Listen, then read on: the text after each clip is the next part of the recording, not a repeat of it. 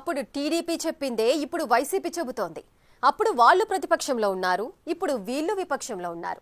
ఒకే అంశంపై రెండు పార్టీల నేతలు చేస్తున్న విమర్శలు, ఆరోపణలు లోకల్ రాజకీయాల్లో కాకరేపుతున్నాయి.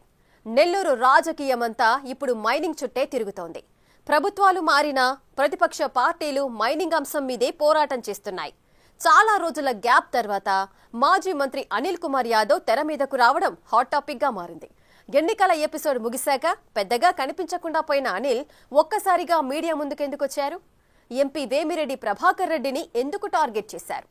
అనిల్ విమర్శలు, ఆరోపణలకు వేమిరెడ్డి నుంచి ఎలాంటి రియాక్షన్ ఉండబోతోంది?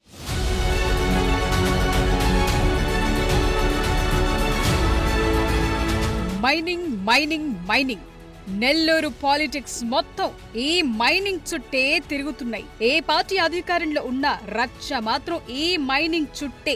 నెల్లూరు జిల్లాలో సైదాపురం, గూడూరు, పొదలకూరు మండలాల్లో అనేక మైనింగ్ క్వారీలున్నాయి. వీటిలో కోట్ల విలువైన క్వార్ట్జ్, పల్స్ఫర్ లాంటి విలువైన ఖనిజాలున్నాయి. వైసీపీ అధికారంలో ఉన్నప్పుడు, కూటమి అధికారంలోకి వచ్చిన తరువాత కూడా ఈ విలువైన ఖనిజాలు అక్రమంగా తరలుతున్నాయని ప్రతిపక్షాలు పోరాటాలు చేస్తున్నాయి. రాష్ట్రంలో ఏ పార్టీ అధికారంలో ఉన్నా ఈ పోరాటాలు మాత్రం కామన్ గా జరుగుతున్నాయి. కేవలం పోరాటం చేసేవాళ్లు మాత్రమే మారుతున్నారనే చర్చ జిల్లాలో జరుగుతోంది. దాంతో నెల్లూరు రాజకీయమంతా ఎక్కువగా ఈ అక్రమ మైనింగ్ చుట్టే తిరుగుతోందనే వాదనలు వినిపిస్తున్నాయి.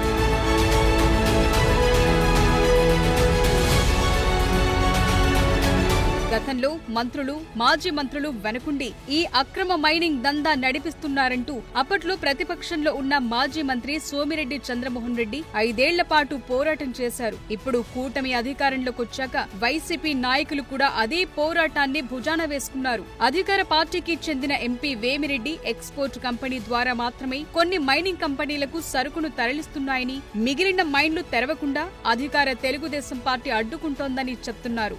దీనివల్ల వేలాది కుటుంబాలు ఉపాధి లేక రోడ్డున పడుతున్నాయని వైసీపీ నేతలు ఆరోపిస్తున్నారు. తెలుగుదేశం అధికారంలోకి వచ్చినప్పటి నుంచి వైసీపీ నేతలు ఈ మాట చెప్తున్నా అధికార పార్టీ నేతలు పట్టించుకోలేదన్న చర్చ సాగుతోంది.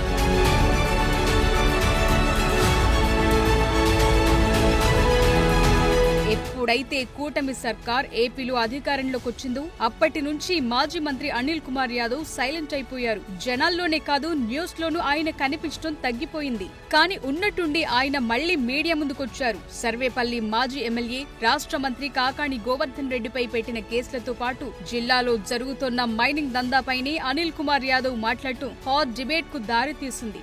అనిల్ ఎంపీ వేమిరెడ్డి ప్రభాకర్ రెడ్డిని టార్గెట్ వ్యాఖ్యలు చేయటం మీదే జిల్లా రాజకీయాల్లో తీవ్ర చర్చ నడుస్తోంది. వేమిరెడ్డికి చెందిన కంపెనీలు మాత్రమే సైదాపురం మండలంలో మైన్లు తెరిచి మైనింగ్ కార్యకలాపాలు కొనసాగించే పరిస్థితి ఉందని ఆరోపించారు. ఎంపీ వేమిరెడ్డి ప్రభాకర్ రెడ్డి ముసుగు తీసి మైనింగ్ లో అక్రమాలకు పాల్పడలేదని నేరుగా చెప్పే ధైర్యం ఉందా అని ప్రశ్నించారు అనిల్. ఇన్నాళ్లు సైలెంట్ గా ఉన్న అనిల్ కుమార్ యాదవ్ ఒక్కసారిగా ప్రెస్ మీట్ పెట్టి ఇలా ఎంపీని టార్గెట్ చేయటం నెల్లూరు పాలిటిక్స్ ని షేక్ చేసిందనే టాక్ గట్టిగా వినిపిస్తోంది.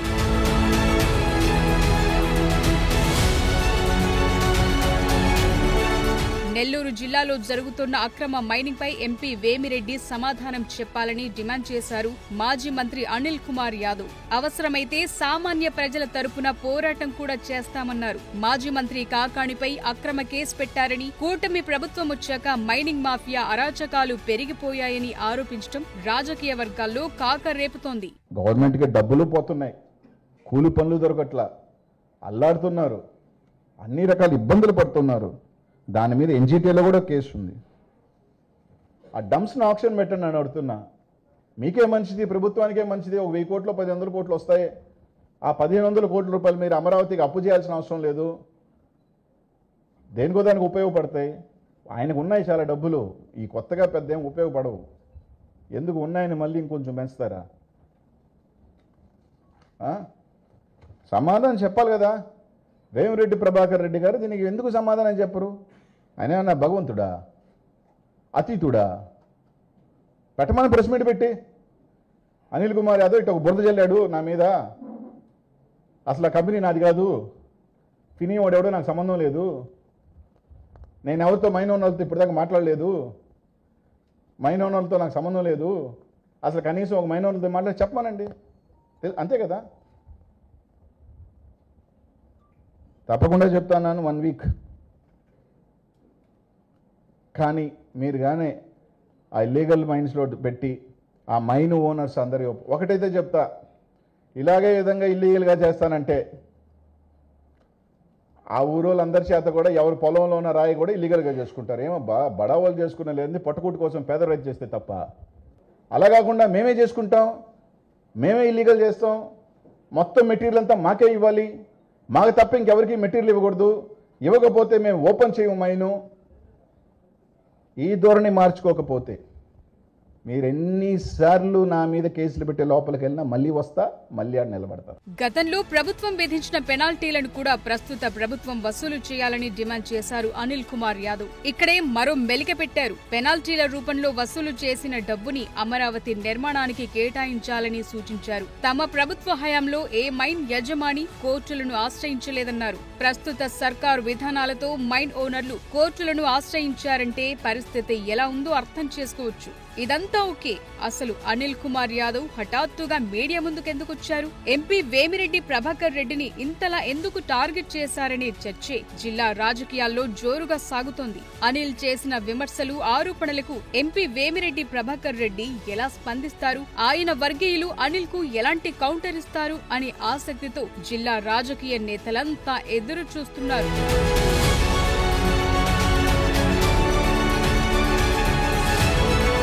కోట్ల రూపాయల ఆదాయాన్ని సంపాదించి పెట్టే మైనింగ్ దందా కావటంతో అందరి అటెన్షన్ ఇప్పుడు ఈ అంశం మీదే ఉంది. గత ప్రభుత్వంలోనూ అక్రమాలు జరుగుతున్నాయనే ఆరోపణలు వచ్చి ఇప్పుడు కూడా అక్రమాలు కొనసాగుతున్నాయనే ఆరోపణలతో ఎప్పుడు ప్రతిపక్ష పార్టీలు గగ్గోలు పెట్టడం సామాన్య జనాల్లోనూ ఆసక్తి రేపుతోంది. నెల్లూరు జిల్లాలో జరుగుతున్న ఈ మైనింగ్ పాలిటిక్స్ మొత్తం ఆంధ్ర పాలిటిక్స్ ని ఆకర్షిస్తున్నాయి. ఇంకొందరు బడా లీడర్లు కూడా మైనింగ్ దందా చేస్తే ఎలా ఉంటుందనే ఆలోచనలో పడ్డారనే టాక్ వినిపిస్తోంది. ఏదేమైనా స్తబ్దుగా ఉన్న మైనింగ్ అంశం అనిల్ కుమార్ యాదవ్ ఎంట్రీతో ఒక్కసారిగా హీటెక్కింది. దీనికి అధికార పార్టీ నుంచి ఎలాంటి కౌంటర్ వస్తుందనేది జిల్లా రాజకీయాల్లో ఇంట్రెస్టింగ్ గా మారింది.